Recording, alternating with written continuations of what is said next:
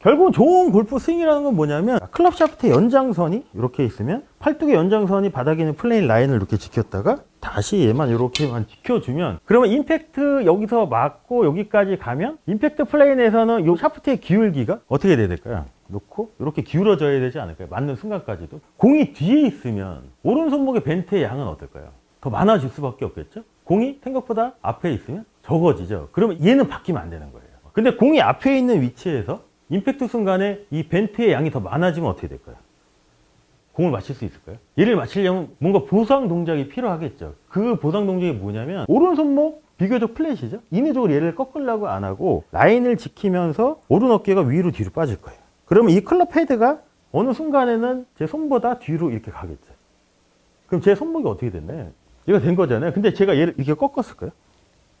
그건 아니라는 거지. 오른손목의 벤트의 각은 볼 위치에 의해서 결정이 됩니다. 스트로크는 결국은 오른팔 팔꿈치가 이렇게 길이가 회전에 의해서 접혔다가 펴지는 거에 관한 내용인 거잖아요. 그거를 어떻게 필 거냐, 그 영향이 오른 팔꿈치의 위치랑 이런 거 영향을 받겠죠. 그래서 로딩과 오른 팔뚝의 인라인에 의해 오른손 또는 클럽 샤프트뿐만 아니라 오른 팔뚝을 임팩트로 던지거나 밀어 넣어야 하는 거는 스윙에 있어서 절대적으로 필수적인 거예요. 자, 저게 뭘까요? 오른 팔뚝의 인라인?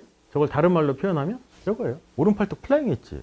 자, 그럼 던진다는 거는 뭘까요? 던진다는. 오른 팔뚝을 어떻게 하면 잘 던질 수 있을까요? 팔뚝을 잘 던져야 돼요. 우리가 이거 정말로 아마추어나 학생들한테 설명할 때 정말 이 표현 많이 묘사했어요. 물수제비 던지는 동작. 자, 돌을 이렇게 들었어요. 그러면 내가 물수제비를 잘 던지려면 최대한 수평면 평행으로 던져야 되겠죠. 그럼 얘가 밑으로 내려와야 돼.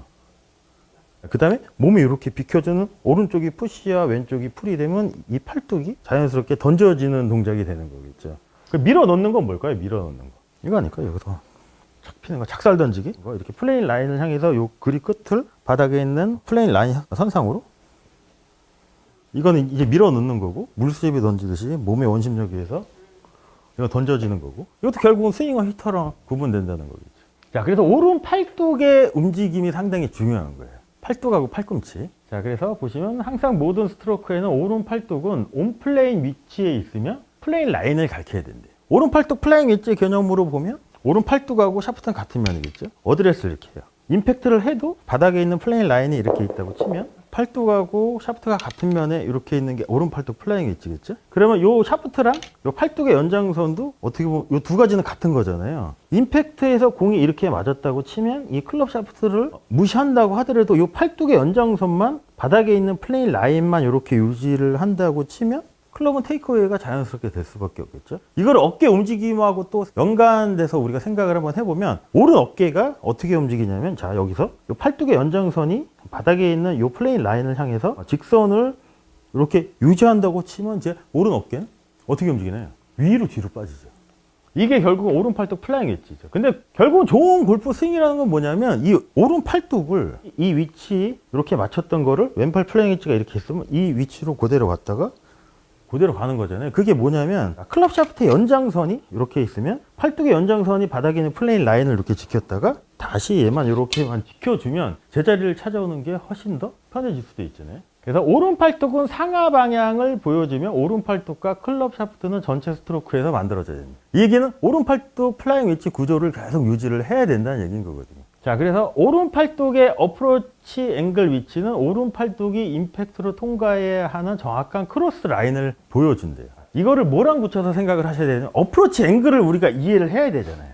어프로치 앵글이 뭐냐면 우리가 원액기약 공부했을 때 저 녹색 선이 뭐였냐면 임팩트 플레인 라인이었죠. 그 다음에 로포인트 플레인 라인이 스윙의 최하점인 거잖아요. 그럼 클럽 헤드는 항상 저기 녹색 선하고 저 검정색 선을 두 선을 항상 관통을 해야 되잖아요. 그럼 클럽 헤드가 움직이는 방향이 이렇게 빨간 선처럼 이렇게 인에서 아웃이 나오죠. 이 라인을 크로스 라인이라고 얘기를 하거든요. 그러면 임팩트 여기서 맞고 여기까지 가면 임팩트 플레인에서는 이 샤프트의 기울기가 어떻게 돼야 될까요? 놓고 이렇게 기울어져야 되지 않을까요? 맞는 순간까지도. 그래서 이게 임팩트 플레인 라인이라고 하고, 그 다음에 여기서 이 기울기가 이렇게 사라지는 게 결국 로포인트 플레인 라인이겠죠. 이렇게 기울어져서 맞은 거를 어프로치 앵글이라고 해요.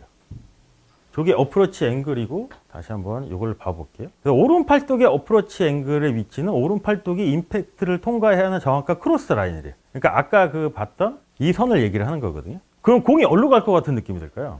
오른쪽으로 갈 것 같아야 돼요. 그럼 시선이 어디를 보고 있어야 되냐는 거예요. 임팩트 순간에 공을 봤을 때. 따라서 눈은 프레셔 포인트 3번이 향하는 볼의 안쪽 4분면을 정확하게 찾아야 된대요. 그래서 공이 이렇게 있으면 그 얘기 많았죠. 옛날에는 공이 이렇게 해서 사등변을 해서 안쪽 면을 봐야 된다고 얘기를 하잖아요. 이게 어떻게 보면 인투 아웃 스윙의 결정적인 요소라고 할 수 있겠죠. 클럽 헤드의 실제 어프로치 앵글, 이렇게 기울어진 형상, 만난 순간 이렇게 기울어지는 이 앵글은 볼 위치에 의해 결정이 되고, 오른팔뚝의 크로스 라인 위치는 오로지 온플레인 오른팔뚝 트러스트래요. 오른 손목이 임팩트 순간에 이렇게 벤트가 되는 거는 이해가 되시잖아요. 그러면 볼 위치에 따라서 이 상태에서 공이 뒤에 있으면 오른 손목의 벤트의 양은 어떨까요? 더 많아질 수밖에 없겠죠? 공이 생각보다 앞에 있으면 적어지죠. 그러면 얘는 바뀌면 안 되는 거예요. 근데 공이 앞에 있는 위치에서 임팩트 순간에 이 벤트의 양이 더 많아지면 어떻게 될까요?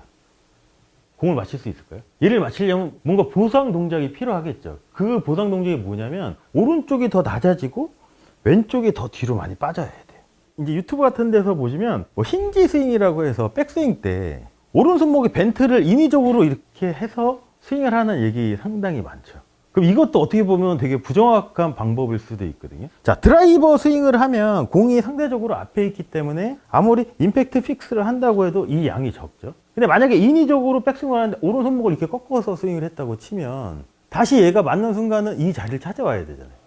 인위적으로 꺾으면 그죠, 풀어줘야 되죠. 그러면 안 맞는 거죠. 그러면 자꾸 푸시가 나겠죠. 근데 이 푸시를 예방하려면 어떻게 되냐면 생각보다 몸이 많이 움직여줘야 되는데 이것도 어떻게 보면 일관성 있는 동작이 상당히 어려울 수밖에 없다는 거예요. 오른 손목이 벤트가 되는 거를 우리가 이제 사장에서 알아봤을 때 수평적인 움직임이잖아요. 그래서 그린 모션이라고 표현을 했거든요. 모션은 어떻게 보면은 자연스럽게 발생하는 현상일 수도 있겠죠. 직선을 움직이려고 하는 움직임에 의해서 자연스럽게 발생하는 모션, 움직이는 현상이 모션인 거잖아요. 근데 오른손목의 벤트도 액션이 아니고 어떻게 보면 모션일 수도 있어요. 근데 그 모션을 뭐가 만드냐면 오른 팔뚝 연장선이 바닥에 있는 라인을 지키기 위해서 오른 어깨가 위로 뒤로만 이렇게 빠져주면, 자, 오른손목 비교적 플랫이죠. 인위적으로 얘를 꺾으려고 안 하고 라인을 지키면서 오른 어깨가 위로 뒤로 빠질 거예요. 그러면 이 클럽 헤드가 어느 순간에는 제 손보다 뒤로 이렇게 가겠죠.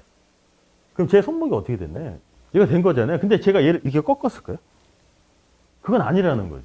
그냥 가만히만 이 픽스 위치를 유지를 하고 오른 팔뚝의 연장선이 가리키기 위해서 오른 어깨가 위로 뒤로만 빠지면 내가 인위적으로 오른 손목을 벤트를 하려고 안 해도 자연스럽게 될 수밖에 없다는 거죠. 요즘은 자꾸 얘를 꺾어서 스윙하라고 또 얘기하는 프로님도 상당히 많죠. 그럼 아이언 같은 경우는 어떤 현상이 나올까요? 인위적으로 얘를 이렇게 꺾어서 스윙을 하면 약간 얇게 맞는 게 나오지 않을까요? 왜냐면은 이렇게 해놓고 내가 얘를 유지하면 얘가 충분히 못 내려가는 걸 수도 있죠. 얇은 건 약간 탑볼성 믹스샷이 좀 나올 것 같아요. 제가 보기에는. 그래서 오른손목의 벤트의 각은 볼 위치에 의해서 결정이 되는 거예요. 그래서 만약에 웨지 같은 경우는 내가 볼을 뒤에 놓는다고 치면 얘 양은 많죠. 그러면 이 상태에서도 오른 어깨가 뒤로 위로 빠지면서 팔뚝이 라인만 지키고 그대로 이 위치가 오면은 내가 뒷땅날 확률이 없죠. 이 상태에서 내가 얘를 더 꺾어요. 그 다음에 라인을 지켜서 이렇게 들어오면 약간 탑볼성으로 들어올 수도 있죠.